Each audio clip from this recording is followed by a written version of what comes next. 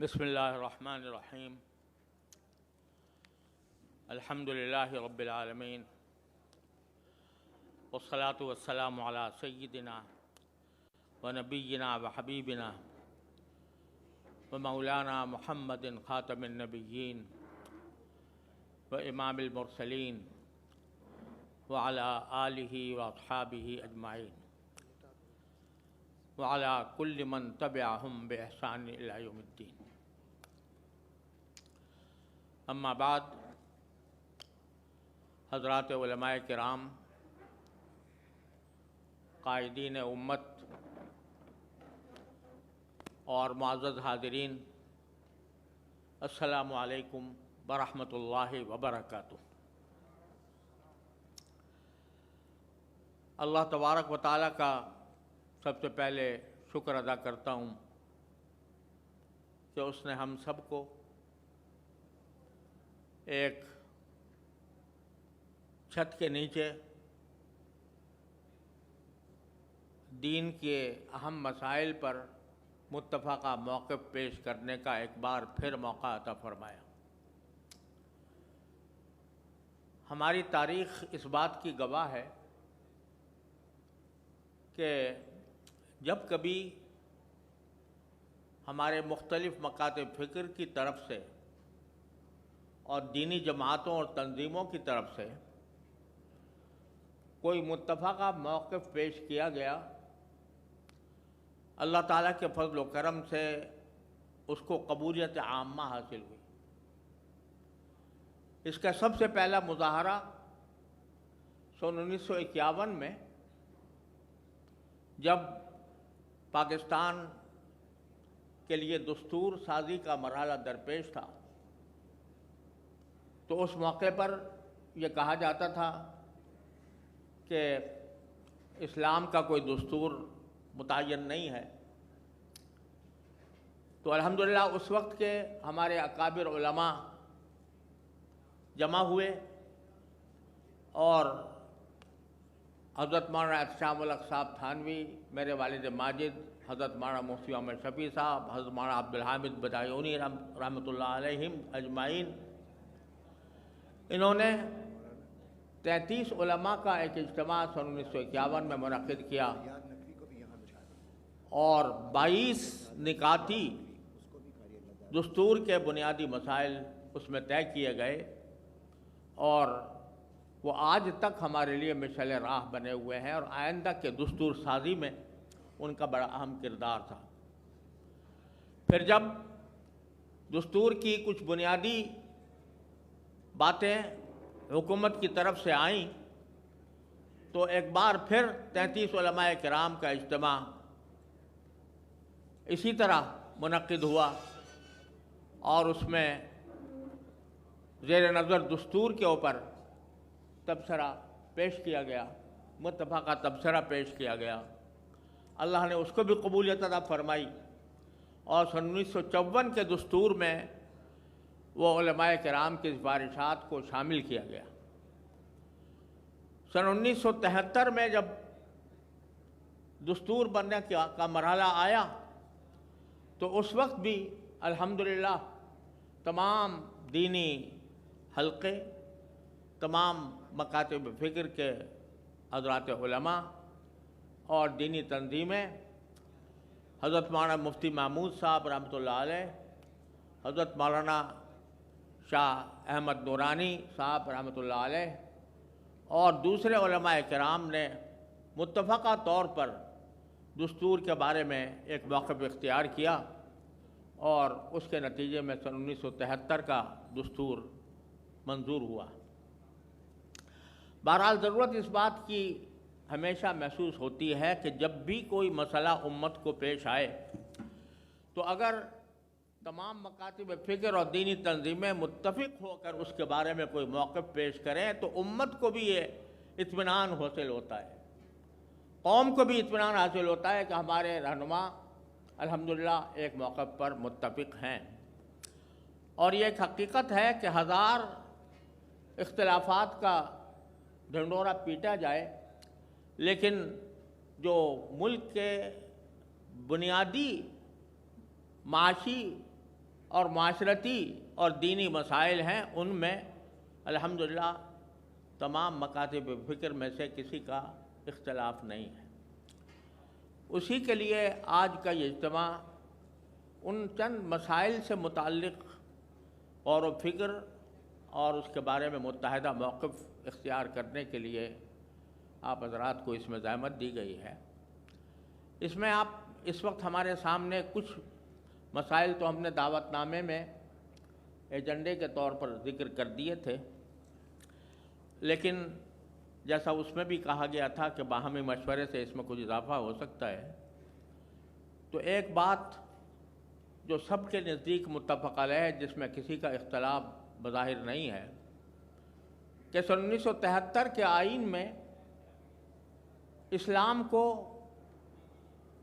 سرکاری مذہب قرار دیا گیا،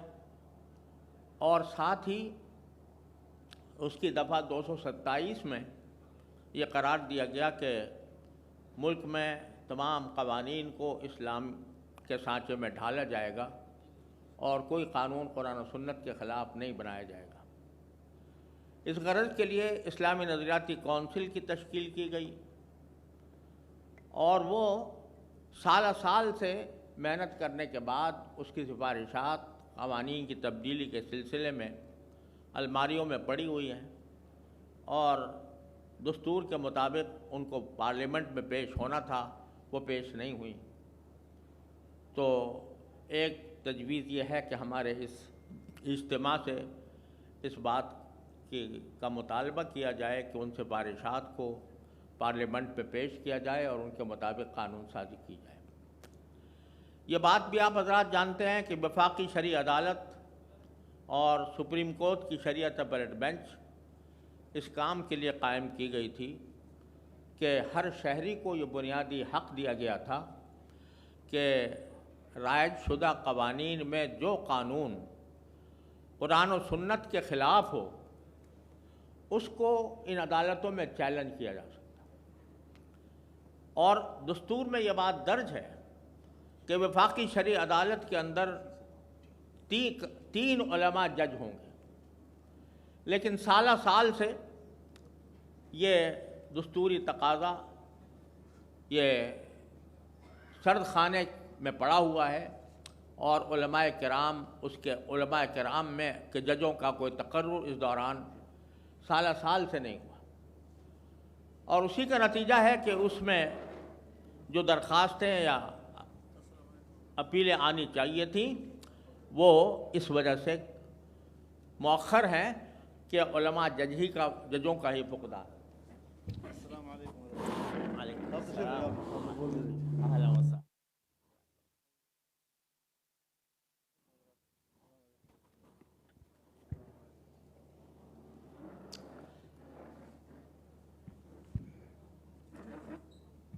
اس کے نتیجے میں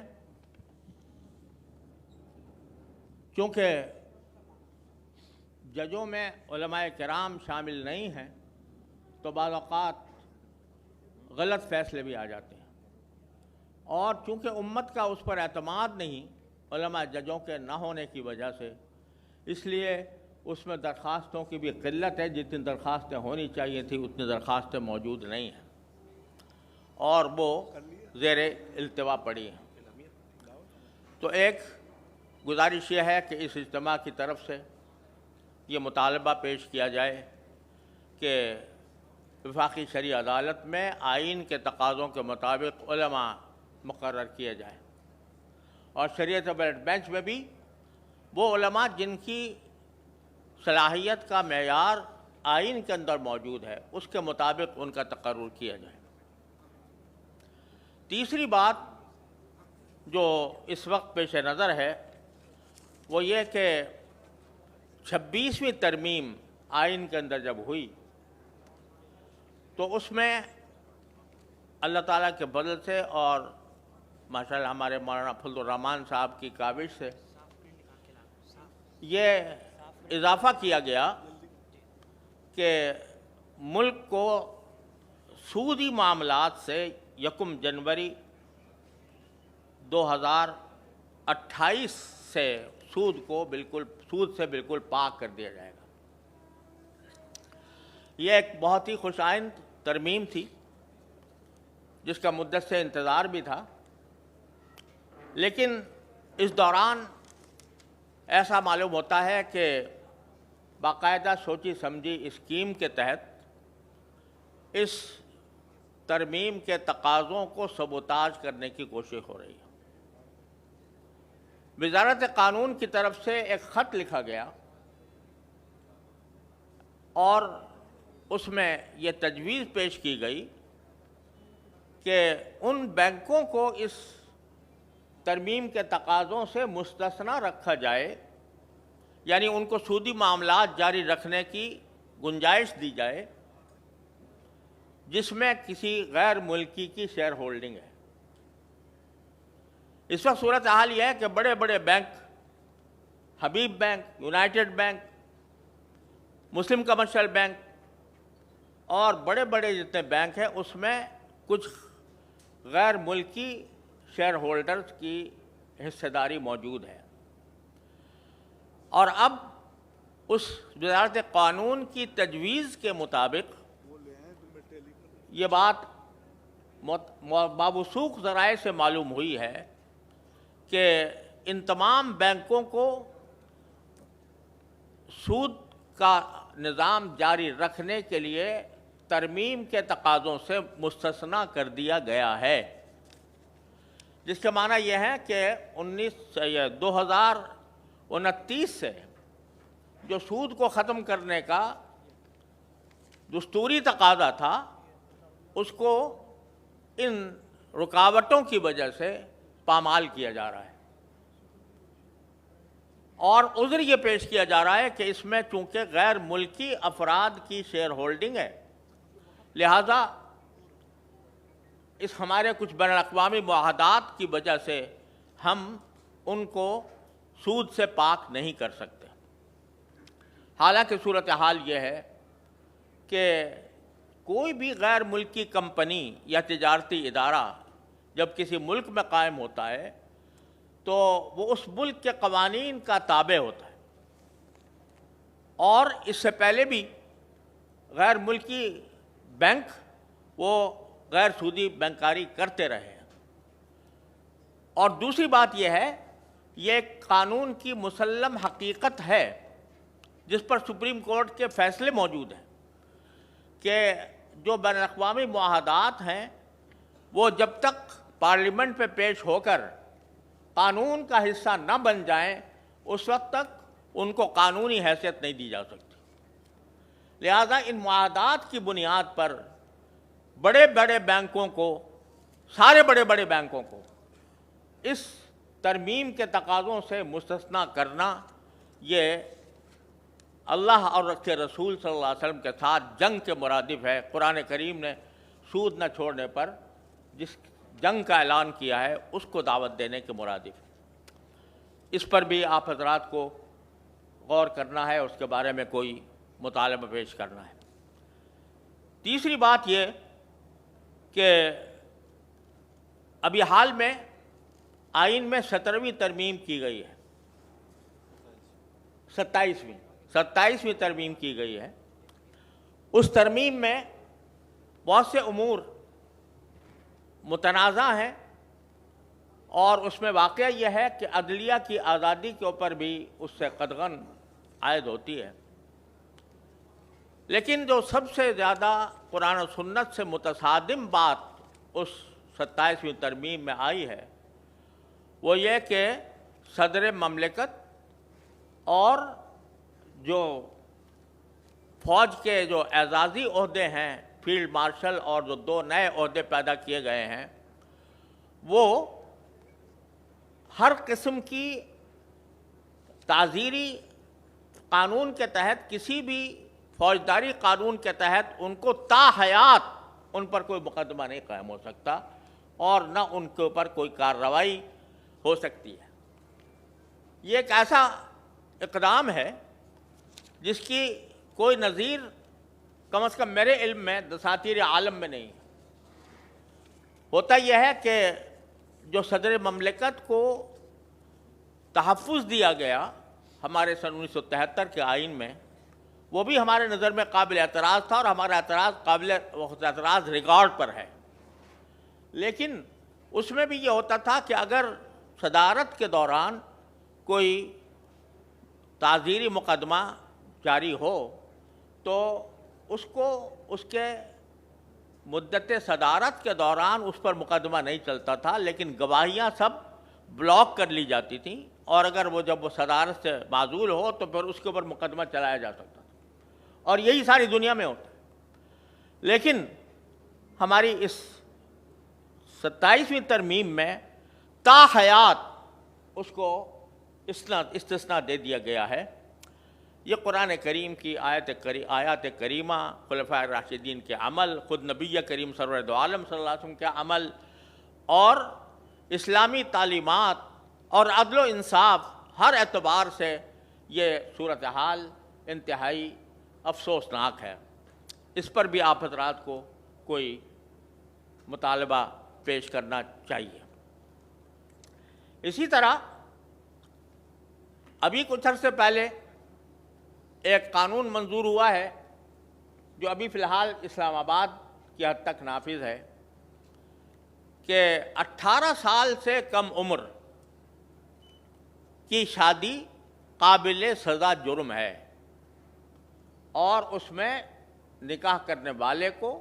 کرانے والے کو، یہاں تک کہ نکاح خواہ کو بھی سزا دی جائے گی اگر اس نے 18 سال سے کم عمر کے لڑکے لڑکی کی شادی کی. یہ ایک ایسا قانون ہے جو آپ حضرات کے سامنے ہے کہ اس کا قرآن و سنت سے کے بالکل خلاف ہے. اس کے بارے میں بھی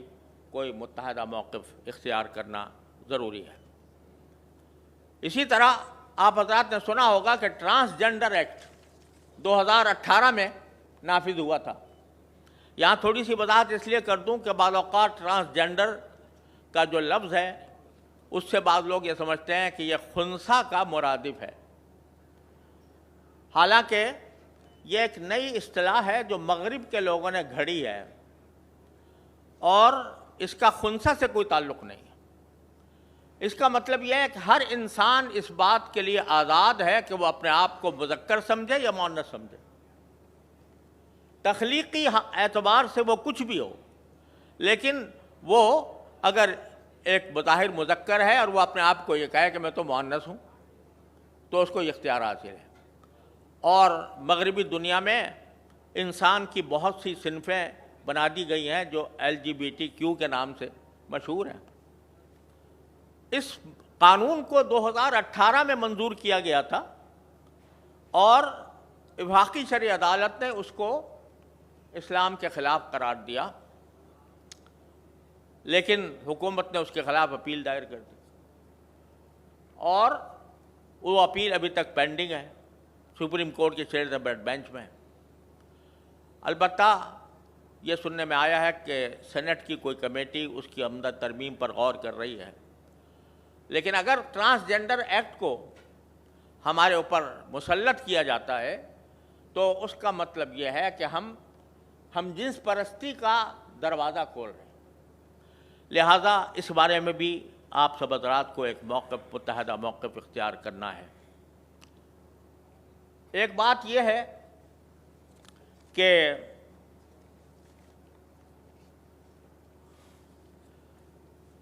ہمارا ملک اس وقت طرح طرح کے مسائل کا شکار ہے. اس کے بارے میں علماء کرام کی طرف سے بار بار اس بات کی وضاحت کی گئی ہے کہ ملک میں نفاذ شریعت کے لیے آئینی جد و جہد ہی ایک واحد طریقہ ہے، اور مسلح جد و جہد کا نہ صرف یہ کہ کوئی اس کے اندر فائدہ نہیں، بلکہ شریعت کے بالکل خلاف ہے کہ مسلح بغاوت کی جائے ریاست کے خلاف. اس بات کا ہم بار بار علماء کرام کی طرف سے اعلان ہو چکا ہے. آج پھر ہمیں چاہیے کہ اس موجودہ حالات میں جبکہ دہشت گردی کا ایک طوفان ملک پر مسلط ہے، کبھی اسلام کے نام پر، کبھی صوبائیت کے نام پر، اس کے بارے میں بھی ہم کوئی متحد موقف اختیار کریں. اسی طرح اس وقت پاکستان اور افغانستان کے درمیان صورتحال کشیدہ ہے. اس سلسلے میں بھی علماء کرام کو ایک متحد موقف اختیار کرنا چاہیے اور ایک ایسا پیغام ساری امت کو اور حکومت کو، دونوں حکومتوں کو دینا چاہیے کہ جس کے نتیجے میں ہم دونوں برادر ملکوں کے درمیان ممکنہ جنگ کے خطرات کو روک سکیں. اسی طرح دینی مدارس کا مسئلہ بھی سال سال سے لٹکا ہوا ہے. ایک قانون منظور ہوا تھا جو وفاقی دارالحکومت کے لیے نافذ کیا گیا کہ مدارس کو اختیار ہوگا کہ وہ اگر چاہیں تو سوسائٹیز ایکٹ کے تحت رجسٹر کرائیں اور چاہیں تو وزارت تعلیم کے تحت. لیکن اس قانون کے منظور ہونے کے باوجود جو ایک معاہدے کی بنیاد پر منظور ہوا تھا، مدارس کے راستے میں رجسٹریشن کی راستے میں رکاوٹ پیدا کی جا رہی ہے. اس معاملے میں بھی آپ حضرات کو ایک متفقہ موقف اختیار کرنا ہے، کیونکہ مدارس کی آزادی اور خود مختاری یہ ہمارے ملک کے دینی اور دنیاوی مستقبل کے لیے ناگزیر چیز ہے. اگر دینی مدارس کو پابند کیا جائے، حکومت کے ماتحت قرار دیا جائے، تو یہاں سے حق گو علماء کا پیدا ہونا یہ ایک مشکل بن جائے گا. لہذا اس بارے میں بھی ہمیں اپنا کوئی موقف متحدہ طور پر پیش کرنا ہے. آخر میں یہ جو غزہ اور فلسطین کا مسئلہ ہے، یہ آپ سب حضرات جانتے ہیں کہ پوری امت کا مسئلہ ہے. اور اگرچہ جنگ فی الحال بظاہر رکی ہوئی ہے، لیکن اسرائیل کی طرف سے ظلم و ستم کا سلسلہ جاری ہے اور اسلامی ملکوں سے یہ مطالبہ کیا جا رہا ہے کہ وہ اپنی فوجیں حماس کو غیر مسلح کرنے کے لیے بھیجیں. اس موقع پر بھی ہم سب کو متحد ہو کر ایک موقف اختیار کرنا چاہیے کہ ہمارے ملک کی فوجیں وہ حماس کو غیر مسلح کرنے یعنی اسرائیل کو طاقت پہنچانے کا ذریعہ نہ بنے. یہ چند موضوعات ہیں جو اس وقت آپ حضرات کے سامنے زیر غور ہیں، اور اس کے بارے میں آپ حضرات کوئی متفقہ موقف پیش کریں گے تو انشاءاللہ امت کی صحیح رہنمائی ہوگی اور حکومت کو بھی اس بات کا پتہ چلے گا کہ ان مسائل پر علماء کرام کے درمیان، دینی تنظیموں اور جماعتوں کے درمیان کوئی اختلاف موجود نہیں ہے. اللہ تعالی ہم سب کو اپنے فضل و کرم سے اپنی رضا کی خاطر اخلاص کے ساتھ صحیح موقف اختیار کرنے کی توفیق عطا فرمائے اور اس کو قبولیت عطا فرمائے. وآخر دعوانا الحمدللہ رب العالمین.